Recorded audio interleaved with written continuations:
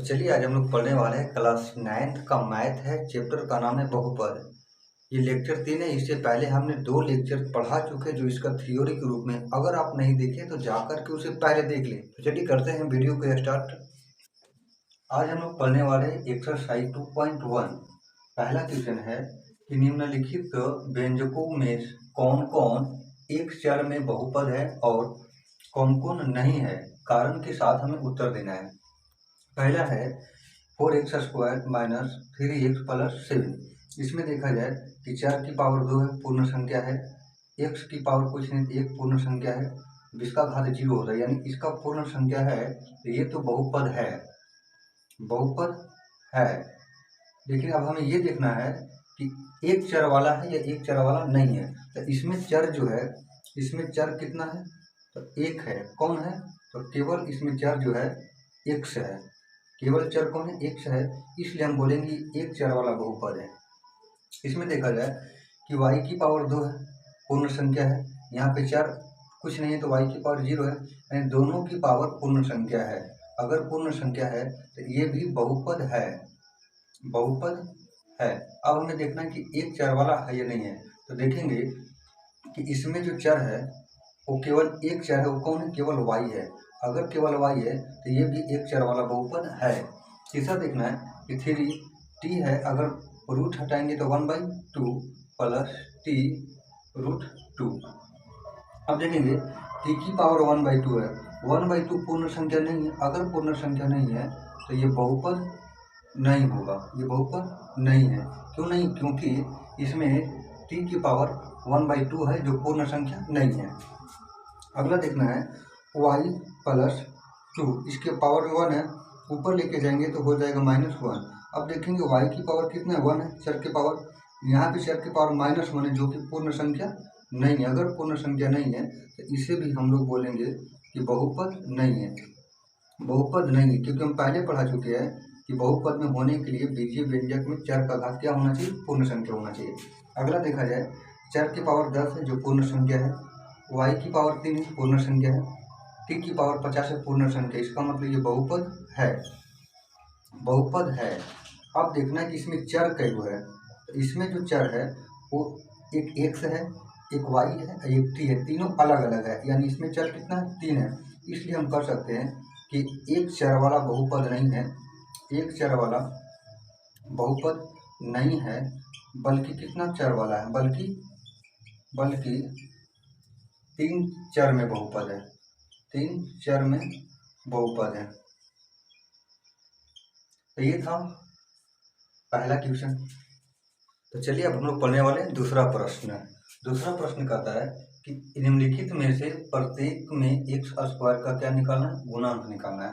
हमें देखना है कि x² में क्या गुना हुआ है। जो गुना रहेगा वही उसका गुणांक हो जाएगा। यहाँ पे देखिए x² में क्या गुना है? तो कुछ नहीं, तो कितना गुना है? एक गुना है। अगर एक गुना है तो x² का गुणांक कितना हो जाएगा? एक हो जाएगा। यहाँ पे x² का गुणांक क्या है? कुछ नहीं, तो एक गुना है। लेकिन अगर यहाँ पे एक लिखते हैं तो ये हो जाएगा गलत। क्यों गलत हो जाएगा? गलत इसलिए हो जाएगा कि यहाँ पे गुना में x² का एक नहीं बल्कि क्या है? -1 है। कितना? -1। माइनस हम क्यों लिख रहे हैं? लिखने का रीजन है कि बहुपद का रूप देखा जाए तो सभी प्लस में होता है। क्या होता है? सभी प्लस में होता है। अगर यहाँ लिखना चाहेंगे तो ऐसा लिखेंगे 2 माइनस के जगह पे प्लस -1 x²। प्लस गुना माइनस करेंगे तो माइनस हो जाएगा। अब कुछ नहीं तो एक लिख सकते हैं +x³। अब यहाँ देखेंगे प्लस है, प्लस है। अब देखेंगे x² के गुना में क्या है? तो -1 है, इसलिए इसका गुणांक क्या हो जाएगा? -1 हो जाएगा। यहाँ पे देखा जाए तो x² का गुणांक क्या है? π/2 है, तो यहाँ पे हो जाएगा π/2 प्लस में है। यहाँ पे देखा जाए तो x² है ही नहीं, तो यहाँ पे क्या करें? तो √2x - 1 कुछ नहीं है तो 0 तो हम जोड़ सकते हैं। अब यहाँ पे देखा जाए √2x - 1 प्लस 0, 0 के जगह पे ऐसा भी लिख सकते हैं क्योंकि 0 में x² गुना करेंगे तो 0 आ जाएगा। अब √2x - 1 प्लस 0x²। अब यहाँ पे देखें कि x² में गुना में क्या है? 0 है, यानी इसका x² का गुना क्या हो जाएगा? 0 हो जाएगा। तो ये था दूसरा क्वेश्चन। अब हम लोग पढ़ने वाले तीसरा सवाल। तीसरा सवाल कहता है कि 35 घात के द्विपद का और 100 घात के एक पदी का एक एक उदाहरण देना है।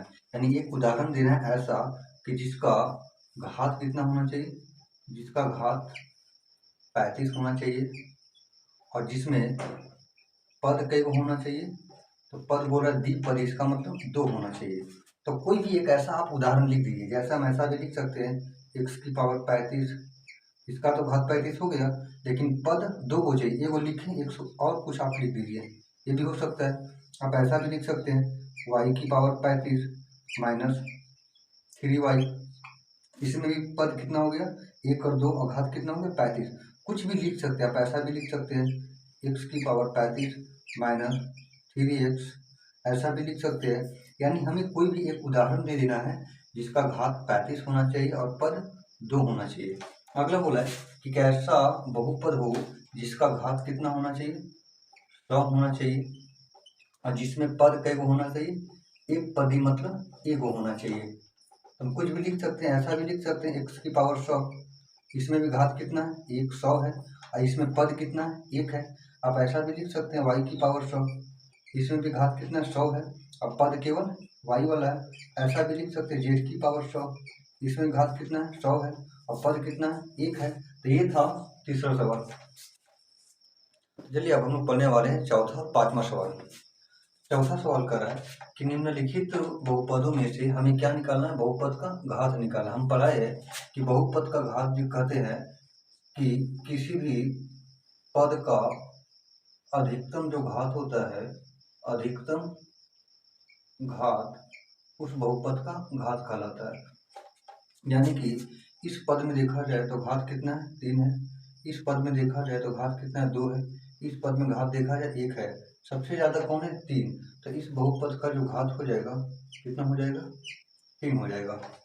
यहाँ पे देखा जाए किसी भी संख्या का बहुपद का घात कितना होता है 0 और यहाँ पे घात कितना है 2, ज़्यादा कौन है 0। तो इस बहुपद का जो घात हो जाएगा वो 2 हो जाएगा। यहाँ पे देखा जाए कि t की पावर कुछ नहीं तो 1 है और किसी भी संख्या के बहुपद का घात कितना होता है 0 होता है। अब एक ज़्यादा ये 0 तो एक ज़्यादा है, इस बहुपद का जो घात हो जाएगा वो कितना हो जाएगा 1 हो जाएगा। अगला है 3, हम बोले किसी भी संख्या है तो उस संख्या के बहुपद का जो घात हो जाएगा वो 0 हो जाएगा।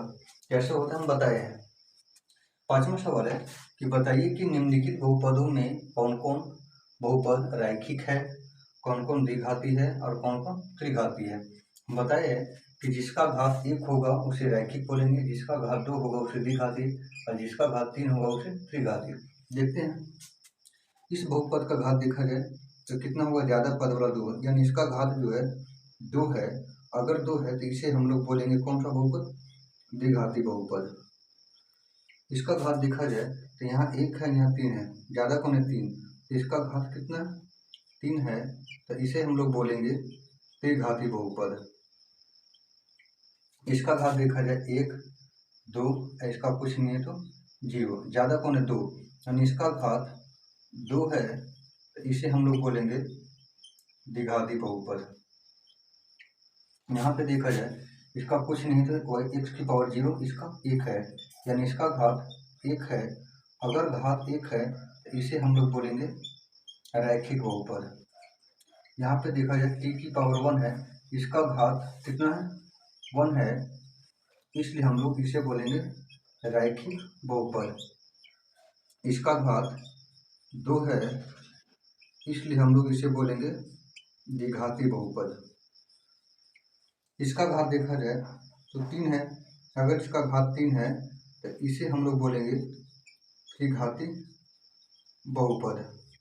तो ये था एक्सरसाइज 2.1 पूरा अंत तक। तो अगर आपको ये वीडियो अच्छा लगा तो इस वीडियो को लाइक करें और चैनल पे पहली बार है तो चैनल को सब्सक्राइब भी कर ले। वीडियो देखने के लिए बहुत बहुत धन्यवाद।